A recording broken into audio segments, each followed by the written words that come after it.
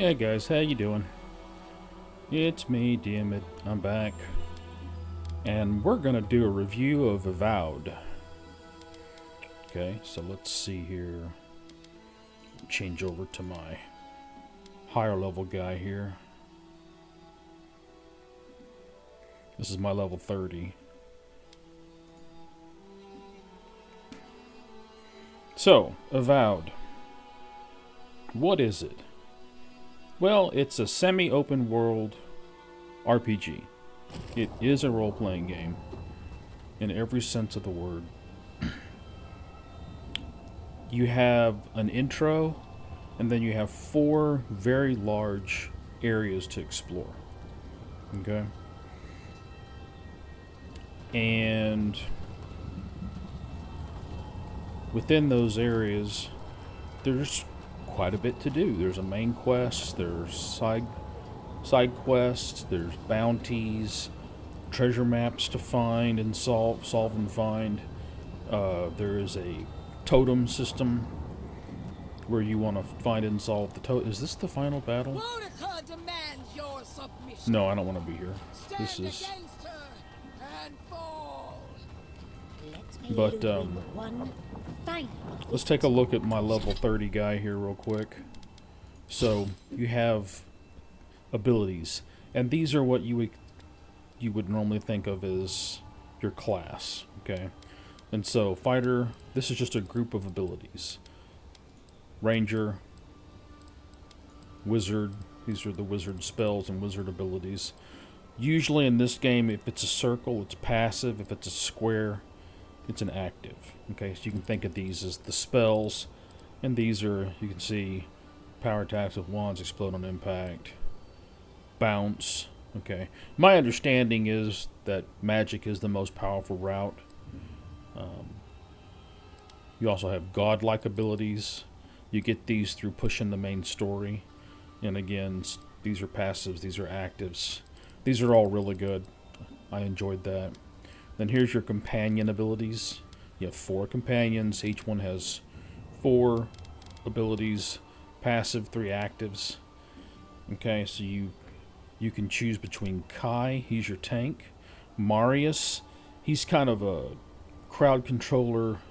I hesitate to call him range DPS because he doesn't do hardly any damage. He can put stuns and he can drop stuns and whatnot, which could be useful. He's got the binding roots. I guess that could be useful. Giada, this is your healer. She's fantastic. Easily one of my favorite companions. And Yatsli, this is the mage. And you can see they're... Let's make sure so I always run Giada and Yatsli. Yatsli, okay. This is Marius. He's a dwarf. Is the blue guy here? Blue guy is not standing around. Okay. So anyway, the companions can pretty much run themselves. If you want to micromanage it, there are ways to chain special attacks together. You can have them do an initiator, then you come in as kind of a finisher, and I haven't messed with them on this playthrough because I'm playing on normal, but I could certainly see it. And if you play on hard difficulty, you're probably going to need to do those. Let's switch to an earlier version of this. Let me see here. What did the game do? Well, here I am at 29. This way I can show you some combat. The combat is very much akin to Skyrim and to the Outer Worlds. And so when it comes to the combat, you see they've got a mage ability on them. When it comes to the combat, that's what it's like. Okay. And let me pop a healing potion here. Let's get in here and get this started.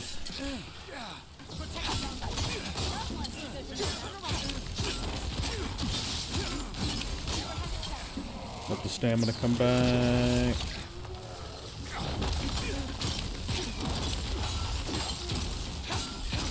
Okay. Okay, charge, knock him down. Now, I do extra damage once they're down. So, I like to...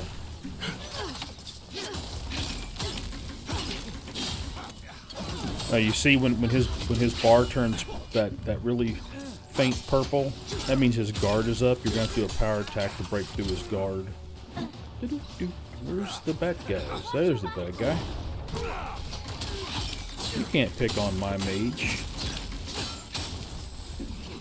Yeah, the melee attacks just feel really meaty. I'm thoroughly enjoying the combat in this game. You can see I wiped the floor with him. Oh, that's Marius.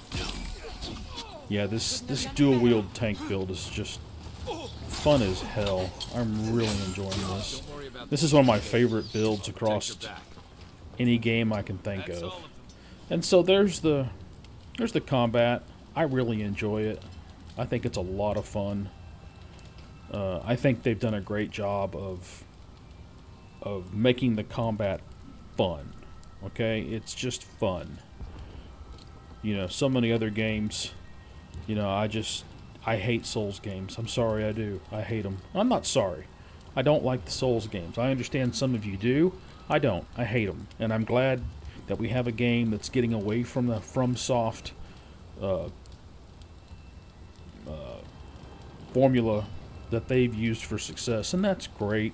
There are people who love the FromSoft games or games like FromSoft. That Wukong myth thing, whatever. No thank you. Pass. I'm not playing a half monkey man. Stupid. I like this. And this is a lot of fun. If you like Skyrim, if you like Outer Worlds, you're going to enjoy this game. Okay? So the itemization in this game is a little different than in other games. You're going to have things hit the ground, okay? But the main thing to know is that you have 5 tiers, okay? You have common, which are grays, then you got your blues, okay? So commons are 1, then blues are 2, and then you get purple of 3, then you get this I don't know if it's magenta or what, but this is 4, and then 5 is legendary, okay? And you can see I've got 3 legendaries. Now, you will get drops, and you can get drops on all these different tiers, and you can craft. You can't craft from nothing. The crafting system is all about upgrades, okay? And you'll notice it has 3 chevrons under it. There are 3 tiers within each tier. There are 3, let's call them categories.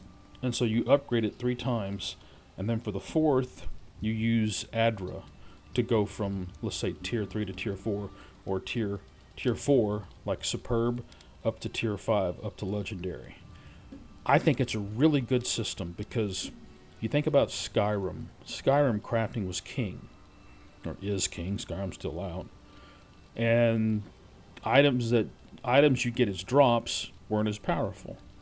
Now you could get mods to change things up and to mix things up, but the base vanilla game, player crafting was far and away the best way to get powerful gear. This game, you get drops, and you get lots of them. There are lots of chests. Enemies will drop gear, and that's all. And so you get drops, but you also have crafting. I think it's a fantastic system. I think they've struck a really nice balance between crafting and world drops. Armor works the same way. You can see here, I got the dark purple for tier 3, and you can see these are, I guess, light purple. I don't know what to call these. Is that magenta? So that's tier 4. These are tier 3. Then I've got my steel garrote plate. This is from the first starting area. I've been wearing this armor the whole game. I think that's cool. I think it's cool to get something at level in the first level area, and you use it all the way to the very end. So I like the itemization. I love the combat. I really like the itemization. The exploration in this game is off the hook fantastic. You have to constantly look around. and you're looking for areas that you think you can get to, you think you can jump up to. There's many areas are puzzles in and of themselves, and you have to figure out how to get this door open or how to make that jump. And there are different ways that you can do this. Okay, it's very, very cool. You see, these are so the gems are for money, health potions, and then the dragon hide, that's crafting for armor improvement. So I love the itemization, love the exploration, love the combat. Now look at these graphics. I'm playing on almost all almost all, let me show you here. Let me show you. So 1440p, right? I have VSync on. I've turned off ray tracing. I heard ray tracing causes crashing, so I turned it off. I turned off upscaling. I left this on because I didn't know one way or the other. But so you see, I have almost everything on epic. I've turned down the shadows. Everything else is epic. Now I'm running I have an AMD 7800X3D CPU, and I have an RTX 3080, NVIDIA RTX 3080 video card. I have 32 gigs of DDR5 memory. What's the speed on my RAM? Is 4200 right? I forget, and I don't want to get up and go look, but good DDR5. It's Corsair, okay? It runs glass smooth. Look at this, 67, 70. This is the lowest I ever see. If I go indoors, I get 90. So there's 72. The other thing I like, you can sprint non-stop. I think it's great. I don't care if it makes sense. I don't care if some people think it's breaking some type of fictional must-have to-do list for a game. I love being able to sprint all I want. I think it's fantastic. But look at these graphics. Look at the wood. We get in here, and there's no artifacts, there's no shimmering, there's no fuzzy, blurry things at edges. Okay? And here I change it to first person. You press U to change your perspective, by the way, from first person to the third person. The one thing I will say about the graphics, some of the interior areas are too dark, and that's frustrating to me. I don't know if I can find an area where it would be too dark. If I could get under there, it would probably be too dark. Let me see. Oh, check this out. Ha! Didn't even see that. I'm still discovering things. Here we go. Okay. No, this isn't too dark. Okay. But it does happen sometimes. In some interior spaces, you just can't see. So there we have it. I keep a pistol handy for... Sometimes you have to shoot things to unlock doors and open up pathways and whatnot. Okay, so let's get down to the story. The story is...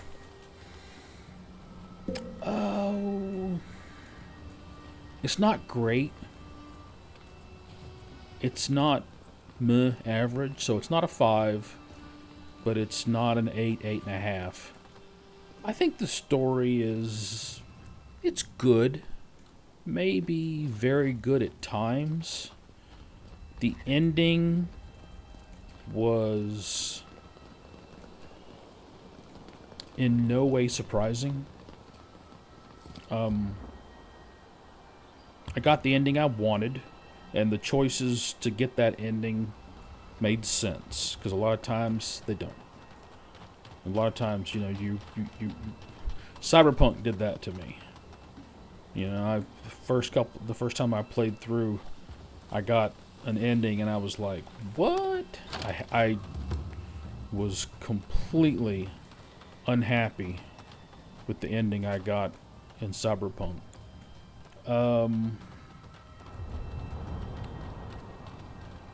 Everybody likes to to give Witcher 3 high marks for story, and I disagree. I think The Witcher 3's story is very average, and I think what people are thinking of, they're conflating character development with story. Geralt can undergo very transformative and very satisfying character development depending on your choices. His relationship with Ciri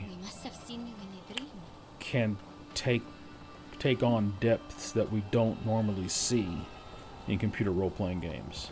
But the story itself was pretty simplistic. It's follow Ciri to A, follow Ciri to B, follow Ciri to C. Then D, things opened up a little bit, and it got more interesting. But you're talking 40, 50 hours into the game before the story starts to really open up and do interesting things. This story, the relationship between the voice in your head and your character is pretty interesting, and you can take it in some different directions, and you can get some different endings. But the rest of it is pretty much you being led by the nose to go here and then go there. You don't have a lot of agency. I didn't know Sansa was all the way over here. So I'm only gonna give the story like a 6. But I think the combat's a 9. I think the exploration's a 9, 9.5. The itemization is like an 8.5.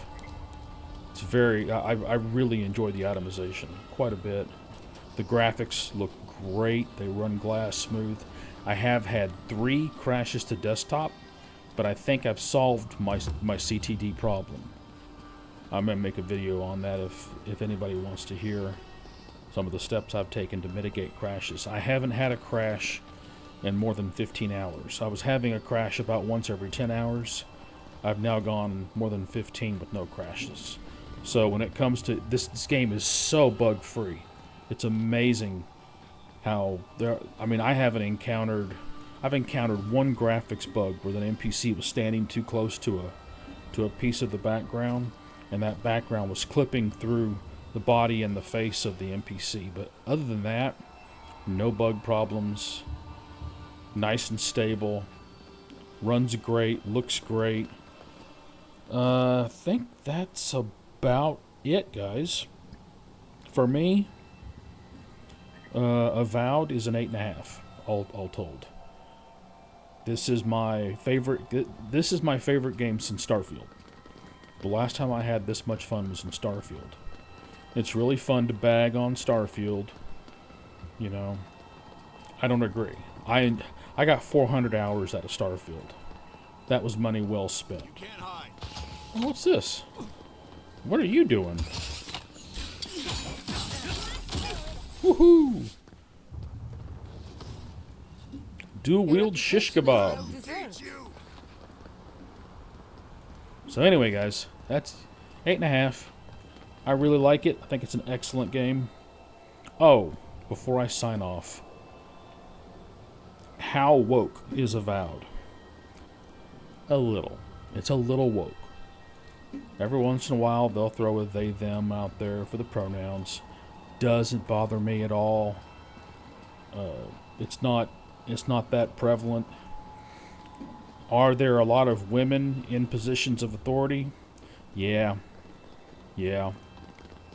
Are there too many? Yeah, I think it's taken to ridiculous. I wouldn't call it extremes. I would say ridiculous levels. But am I going to let that? Oh, and did the art director say something stupid? Yes, the art director said something stupid that he shouldn't have said. Should have kept his mouth shut. So he fired off at the mouth. I am not going to let any of these things get in the way of me passing such a great game as this one, because these games are so few and far between. I mean, it's been, God, what, a year and a half, 2 years since there's been anything this good? You know, now I like Outer Worlds. I really like Outer Worlds. So this game fits for me. If you don't like Skyrim, if you don't like the Outer Worlds, you're not going to like this game. But that's it, guys. 8.5. Excellent game. Right now, it's my 2025 Game of the Year candidate. Thanks for watching. Like, subscribe, and share. I'll see you next time. I'm going to make some more videos on this fantastic game. You can rest assured of that one. Have a good one.